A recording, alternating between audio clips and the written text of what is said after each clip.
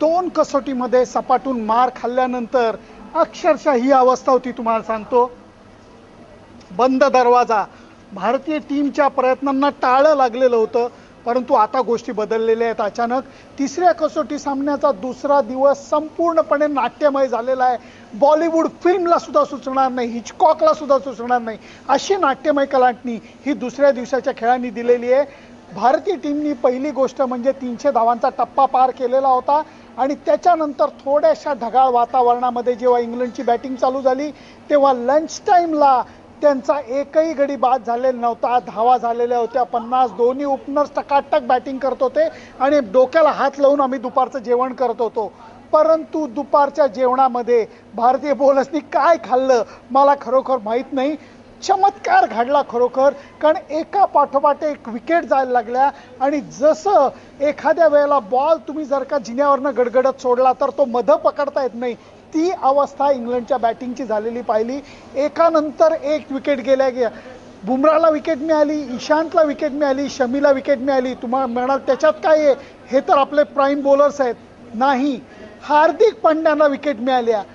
Wicket मिळाल्या म्हणजे किती, 5 विकेट त्यांनी आज काढलेल्या आहेत, ज्याच्यामध्ये जो रूटची सुद्धा विकेट होती आणि त्यामुळे नाट्यमय कलाटणी या सामन्याला मिळालेली आहे. भारतीय संघाच्या हातामध्ये आता दणदणीत लीड आहे आणि या सामन्याकडे पकड मिळवण्याकडे भारतीय टीमनी जबरदस्त मोठी वाटचाल केलेली आहे दुसऱ्या दिवशी. मी काय बोलतो याच्यापेक्षा हार्दिक काय म्हणला ते बघूया.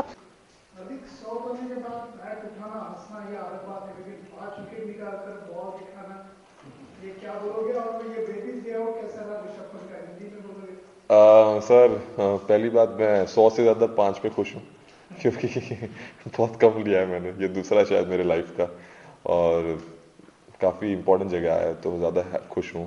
और ऋषभ सर कमाल प्लेयर है सर. वो जो कॉन्फिडेंस मुझे कभी कभी दिखता है, जब मैं ऐसे नया आया था तब मैं सेम ऐसा था, मुझे फीलिंग आती है ऐसे कभी मुझे खुद को देखकर. मुझे भी ज़्यादा साल हुए नहीं है, लेकिन कॉन्फिडेंस है सर. वो खेलेगा सर, लंबी रेस का घोड़ा है, करेगा, अच्छा करेगा और डरता नहीं है ना, वो सब बेस्ट है सर.